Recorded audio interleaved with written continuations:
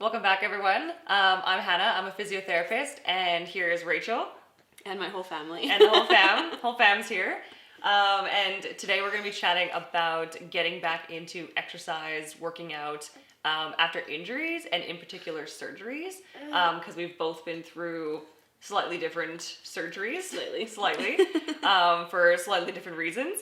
So maybe I'll let Rachel go first, and then we'll kind of have a little conversation about that and chat about both of our experiences, and then go from there. Yeah, so I had double jaw surgery in November of 2020. If you're gonna get jaw surgery, highly recommend doing it during a pandemic because I didn't have to go anywhere and I could wear a mask. But that was my first injury that I've ever had. So it was like my first recovery from any. I'd never even really been to the hospital. I didn't know anything. And so it was an experience, and I didn't prepare for it. I didn't think about the recovery afterwards because, and we were just talking about the comparison. It wasn't like it was my leg or my arm. All of my whole body worked totally fine. It was just my head. And so I didn't think about the recovery and how that looks with working out because I've never had an injury recovery. So I had double jaw surgery in November, and then obviously there's a recovery period, but I didn't seek professional help. I did not go to a physio. Spoke to me 3 times, yeah. And then you're like, I'm just gonna do this. And it was mostly, they did give you, the doctors did give me, I think it was a 6-week or something where you can't do anything strenuous because of just the blood pressure in your head. And so you'll know. You'll know. And so that was that. And I was like, I'll just walk and do that. But then when I was actually getting back into actual exercise, because they were like, you have to be careful because you can't have extra pressure. So if you're lifting, you don't want to clench your teeth and you don't want to have that pressure in your head. And so anything that was even if you breathe hard, you don't realize how much pressure is in your head when you're working out until you can feel it. Yeah. And it feels like your head's going to explode and you're like, oh, and you're like, okay, maybe we shouldn't be doing that. But if you watch the last episode, we talked about pregnancy. And the recovery back into exercise after my jaw surgery was much longer and much more difficult than pregnancy and giving birth was, just because of the extensive surgery of having plates and stuff into my face. Yeah, and I think that's probably what people might not know as much. And if you can watch the jaw surgery YouTube videos on your own channel, yes, give you a bit more indication of the extent of the surgery, and that obviously it's so different for every injury and every surgery, and even the same surgeries, because then if we compare to my most recent one, which was my ACL, and so mine was November 2021, so a year later, or end of November, so December, but that one, and then even if I compare it to another surgery for my ankle, which was back in 2010 now, which is a very long time ago. All very different surgeries and then different recoveries in that sense too. The pressure in your head was probably the biggest thing for you because it's bone heals pretty well, except for certain areas of the body. But for the most part, once you kind of get that bony callus, which is kind of that 6 to 8 week period, which is usually when doctors or surgeons are just okay, you can't do the things because you need to let the bones have a chance to heal in the position that we just put them in. Yeah. Otherwise, there can be complications and that side of things. So that was probably that 6-week period. Yeah. And then going into your getting back into working out, what was probably the hardest thing to do again? Was it lifting, or was it running because of the jumping and impact? Yeah, it was more just not even knowing what the limit was. Because it's really just what your head feels like. The doctors are like, you're good. And I'm like, okay, well, it doesn't feel good. Yeah. So yeah, the running because of the impact, the jump. Yeah. I definitely couldn't jump. Up, down, yeah. Yeah, that was too much. Yes. Yeah. But even the running with it being jarring. Jarring is a good word. It just and then breathing. And then then your blood is going. So lifting was hard because I didn't know how much I could lift, that you don't want to put that extra pressure on it, but you didn't have the same sort of blood flowing, unless you're a really intense lifter, but I'm not. Yeah, it depends what sport you're getting back to. Yeah, so it was definitely the running and the jumping, which I did a lot of in my training just because I do more circuit training and I like that type of cardio. That was hard, and I'm I'm a very careful kind of person, and so I didn't want to push my body any farther, and so it took me much longer to get back into it than it probably could have, because I just didn't, it's like very uncomfortable when your head is, I mean, everyone's had a headache, and like you feel the pressure in your head, and that's what it feels like, and you just picture your head exploding, and you're like, oh my god, like what if my surgery like goes, you're like, what if it wrecks it? And so so that was probably the hardest, because that's just like a normal movement. Yes. You know, like you're just like, oh, I'll just go for a run. Like it's just like such a simple movement. Like again, like my legs and my arms were fine. Yeah. And so I can physically run, so it was a very weird experience to get back into it. And then slowly it just like, it was like, I'm sure it's like any recovery where you just like each day or each like week, you're like, oh, I can like run faster. I can run longer. I can actually like jump again. The only thing that I never really got back into, now that we're talking about it, I was practicing handstand walks. Oh, yeah. Pre-surgery, because I was doing CrossFit for 5 seconds, and I thought I should learn handstand walks. And so I was doing a lot of like handstand holds, like on the wall and stuff like that. Yeah. But obviously all your blood goes to your head, and I actually never got back into it. I still to this day have not done that. Maybe it would be fine. Like I'm sure, obviously for the surgery part of it's fine, but I think even just having that extra pressure in my head, I'm just like so aware of it now that I never got into it. My physio bias is obviously going to come out here. And I was just thinking about this the other day, because I have more and more post-op patients who come in and are never told from their surgeon or their doctor to go see physio. They basically have their checkup, which again is like 2 weeks, and then usually at like the 6-week mark, basically to make sure that the bone is healing. Like you re-x-ray, make sure the callus is formed, and then the surgeon is just like, I did my job, like good luck with life. You never see them again, and you're just like, okay. And you're like, this is it. You're like, I'm good. And they never educate. They're like, physios can help with that sort of stuff, because it is the gradualness and making that plan, which people can do themselves, and like you did it yourself, but like probably having someone to like even soundboard and just like talk to you about it probably would have made a bit of sense. Yeah, and like know the impact, or like especially because it's not a normal. Like jaw surgery is very specific, and it's not a normal recovery. We're not like trying to like rehab a knee. You're like, okay, well it needs to be able to bend again, so like let's work on that. Yeah, but where you don't really know. It is like for you, but like for me, that makes sense again, because I am thinking like we learn about the jaw at school, and it's like, okay, well you still need to do range of motion, because you need to be able to open and close your mouth. And then there's actually like different motions, like side to side and like front back as well. So those are like all the motions that we would work on as a physio. That's true.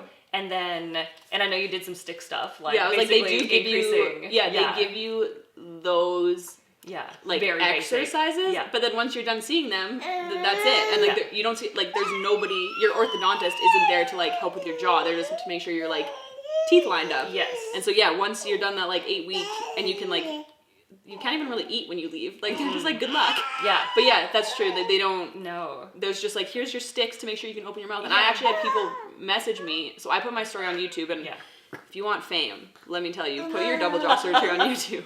I know everybody who's got it done. They all message me. But that was a question. They're like, what else did you do? Because you have a panic, as I'm sure you do with any surgery and recovery, that you're never going to be able to move again. Or you're never going to be able to walk. I'm never going to be able to eat. Like, it's a real panic, because you're just like, oh my God. And so people message me being like, what else did you do? Like, how do I open my mouth? Like, and I was just like, I don't know. I was like, I didn't do anything. I was supposed to see a physio, but we never did it. All this is coming back. I'm just like, oh my goodness. Because like, honestly, like our job is to answer those questions. Right. Literally. Yeah.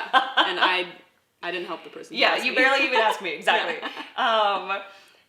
Hey, bud. And so so a physio will answer those questions for you. So please see a physio. That would be like, that'll make me don't feel better. Don't message some random on YouTube asking these questions. Message your physio. There are more things that you can do, regardless of if we're like jaw physios or for knee physios. Like, and it honestly, if we're a good physio, we'll refer you to someone who should know more as well. But that's like the main thing, is that like we can answer those questions. And again, our job is like creating those gradual step-by-steps to get you to the next thing. So like that is everything that I do every day. Right. So I mean, that would have been my recommendation, and I mean, you're doing fine now. I can eat again. Yes. That is, just like the most, all of those questions are so common. And the other things that I get are just like, is this normal? Which is probably what you're getting from YouTube people now. Yeah. And again, those other YouTube people, like you can ask a physio these questions. Exact sort of same thing. And I think I had a different perspective when my ankles were pre-physio days. So I didn't know that much. but my ACL was like, I was fully on in my physio career. And so, yeah, totally. And so I knew a bit more about the process. And I've been educating people basically for the last like 5-6 years on being gradual, like having patience, being consistent, and then like basically having a plan. And that's again like usually what physios do. And so having that like step-by-step approach that continues to work on your range of motion, which is like what you did, and then what I did for my knee as well. But I think, yeah, like again, so different though. It's like, yeah, I couldn't walk, and you have to like reteach that stuff, but you can't eat. Yeah. So no, you're like, I think I need to be able to do this sooner than later. Yes, exactly. Like I'm starving. Yeah. So again, just like different challenges with all sorts of surgeries, anyways. And so then, when did you have like a moment where you were just like, oh, I'm like working out normally again, or did you not even have to think about it? Like it just kind of happened at some point. I think it just happened. And like maybe if we would have had this conversation like during it. Yeah, during it. Yeah. Like I'm sure there was a moment, and I'm trying to think about what exercise that I did.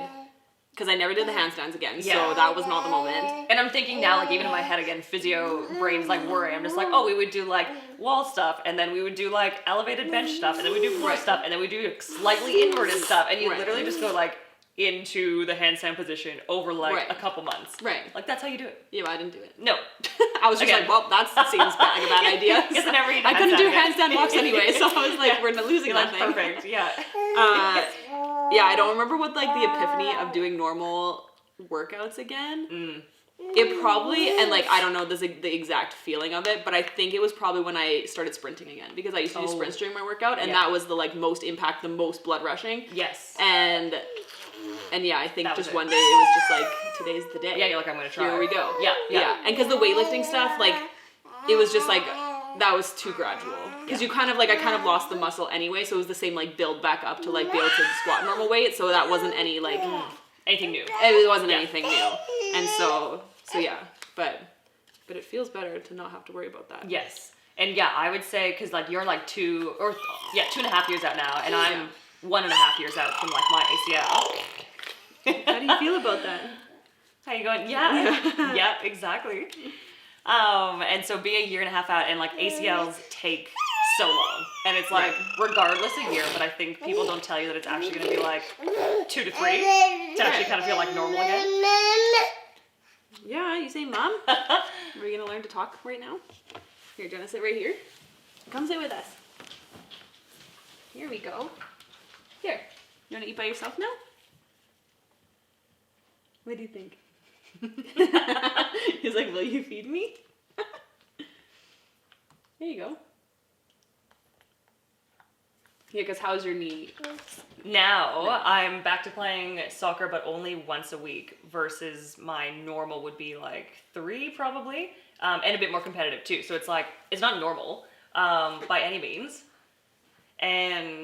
but it's like I can do the things again. And so I think that side of rehab is also not talked about, that it's like you're back doing your things, but you're not performing like to your expectations still. Right. But like that's another set of rehab. Like I think it's just, everyone wants things to happen so quickly. And in the scheme of life, like 1.5 years is like not that long. But when you're like going through it, it's like the end of the world. Yeah, totally. Yeah.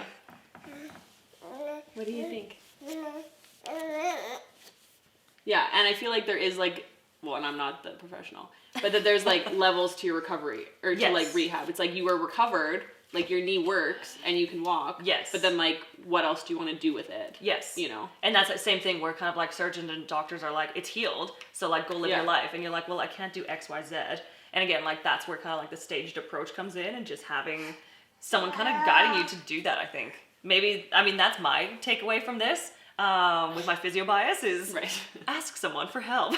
Mine is just, you just figure it out as you go. I mean, your body will tell you. I think that's the other thing too. Like your body will let you know. And that's actually like a piece of education information I give people. Mm-hmm. And they're like, well, how am I going to know? I'm like, you'll know. Yeah, you know. It'll tell you. Yeah. Yeah. Totally. And having that patience and then body awareness. Yes. To be like, okay, well, I guess today is not the day that we're going to do more. Exactly. Yeah, yeah. But it's like you don't let that, it's not a setback. It's literally just part of the rehab process. Exactly. And so I think it's like a bit of a mindset thing too, that people don't totally know that that can happen. Right. Yeah. And it's not a setback. Yeah. And people look at it as a setback. Yeah. Yeah. Well, if you get jaw surgery, you're like, well, thank God I can still eat, because that is the joy of life. That's the joy of life. Never take eating for granted. Exactly. Yes. Eat all the things that you can. Yeah. Yeah. And then, I mean, walking is useful, but Walking is useful. it comes back. Yeah. Yeah, yeah. Yeah, it all comes back if you Work on it. work on it. Oh, interesting. I worked on it. You worked on it. You worked on it. it. Yeah, that's my physio message for other people out there. Yes. Any other last tips that you want to share re jaw surgery? I think, well, and I don't even want to say this to you, that I probably could still go to a physio now to work on the strength of, not that you even think about the muscles of your jaw, but I feel like it would probably still be good to like work on like, even just go for an assessment of the like movement strength that I have or don't have, because I don't even really know, to be honest. And I wouldn't say that we have like jaw strength measurements, but we do have like range of motion measurements, Right. and there are ways that we could probably figure that out. And it would also be good. What if? Hi. What if somebody was getting jaw surgery? Should they come to physio before? Because I had lots of people be like, "Well, how do you know you're back to your range of motion?"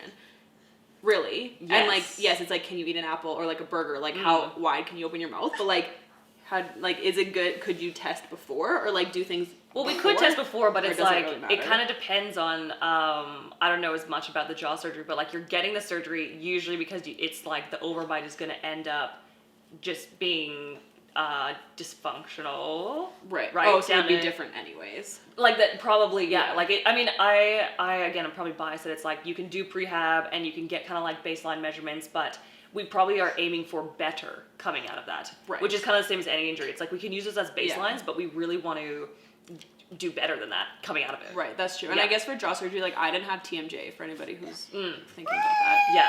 In case you're watching and you're gonna get jaw surgery, I didn't have TMJ because a lot of people get jaw surgery because of that. So that would be a different sort of Yes. recovery and like prehab and different Yes. like set of qualifications for if you're recovered or not recovered. Because And I didn't have yeah. jaw pain like Correct, that. yeah. I just had a really bad bite. And that would be my my suggestion anyways, like if you're dealing with TMJ is like you're probably wanting to see a physio before surgery anyways, because you're like, Yeah. can I manage my pain without needing surgery? Yeah, Because that is right. the case with lots of different joints, Right. and your TMJ is just another joint in the body, and so you kind of want to see, can you do that first? Right.